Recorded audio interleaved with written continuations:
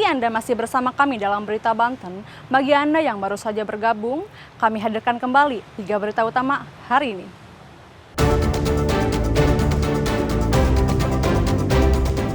Lolos rekrutmen dan sempat sehari bekerja, seorang pegawai wanita diberhentikan sepihak oleh RSUD Labuan.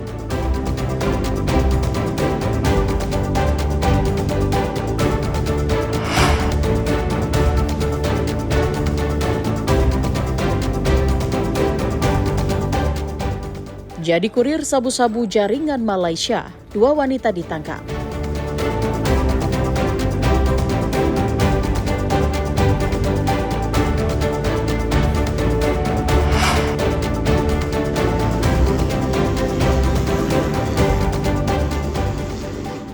Kerap jadi ajang judi, balap liar dibubarkan polisi.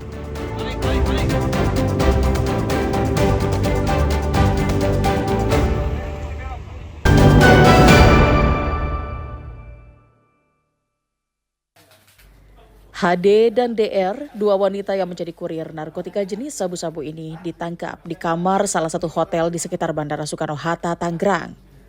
Di dalam kamar tersebut, polisi juga menyita barang bukti berupa sabu-sabu seberat 3 kg. Rencananya sabu-sabu yang berasal dari Medan, Sumatera Utara ini akan dibawa ke Provinsi Nusa Tenggara Barat melalui jalur udara.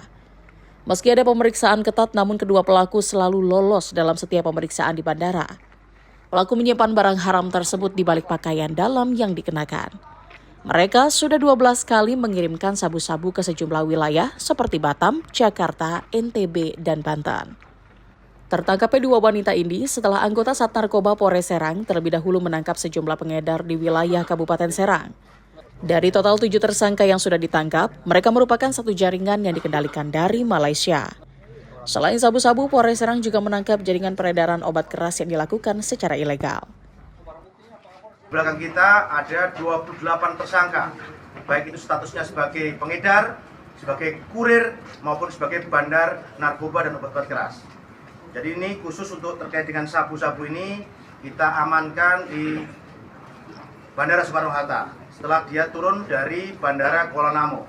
Jadi dia adalah bandar sekaligus kurir narkoba yang akan diedarkan ke daerah Jakarta, kemudian di daerah Lombok dan di daerah Batam. Polres Serang masih konsen terhadap pemberantasan premanisme.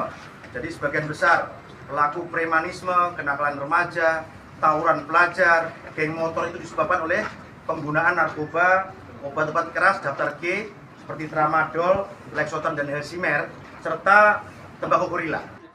Kedua kurir cantik dan para pengedar lainnya akan dijerat dengan undang-undang tentang narkotika dengan ancaman maksimal pidana mati atau seumur hidup. Sedangkan pengedar obat keras akan dijerat dengan undang-undang tentang kesehatan. Ariel Maranus dan Ahmad Sayuti melaporkan dari Kabupaten Serang. Belasan sapi di salah satu lapak penjualan hewan kurban didatangi petugas dari Dinas Kesehatan Pangan dan Pertanian Kota Cilegon untuk dilakukan pemeriksaan kesehatan menjelang Hari Raya Idul Adha. Hewan kurban yang diperjualbelikan di wilayah ini umumnya didatangkan dari sejumlah pulau Sumatera. Hasil pemeriksaan, petugas belum menemukan hewan yang terindikasi terkontaminasi penyakit mulut dan kuku atau PMK ataupun penyakit lumpy skin disease. Sementara itu, pedagang hewan kurban mengaku saat ini kondisi penjualan hewan kurban menurun drastis dibandingkan tahun sebelumnya. Hewan-hewan yang akan disembelih pada Hari Raya Idul Kurban dan yang diperjualbelikan di Kota Cilegon ini dalam keadaan sehat, bebas penyakit, zoonosis, sehingga nanti akan dihasilkan daging kurban yang aman, sehat, utuh, dan halal. Untuk hasil monitoring sejauh ini, hari kedua ini kita tidak menemukan penyakit yang membahayakan ya, karena memang sebagian besar sapi ini sudah melewati vaksinasi, kemudian pemeriksaan hewan yang sangat ketat dari daerah asalnya. Datanya kurang sih, nggak tahun sebelum-sebelumnya. Apa sih yang mendasari? Yang mendasari yang pertama ya karena ini faktor kebutuhan ya anak-anak masuk sekolah, yang kuliah segala macam ya kan. Yang kedua, kalau ini harga hewan juga semakin meningkat harganya itu. Dari berapa?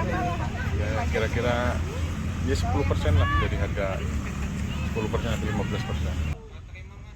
Petugas juga akan terus berkeliling ke setiap lapak-lapak lain yang menjual hewan kurban untuk melakukan pemeriksaan kesehatan.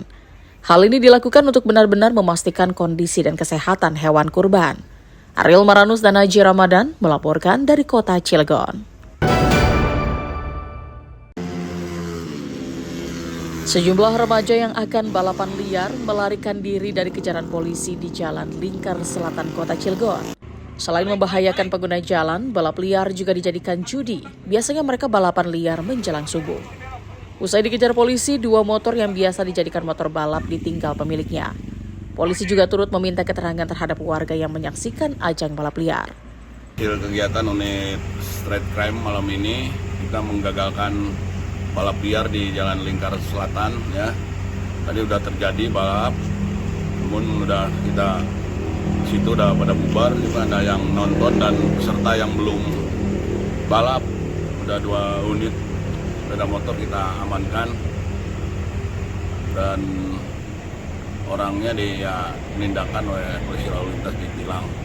Selanjutnya, kedua kendaraan roda 2 itu diamankan petugas ke Polres Cilegon.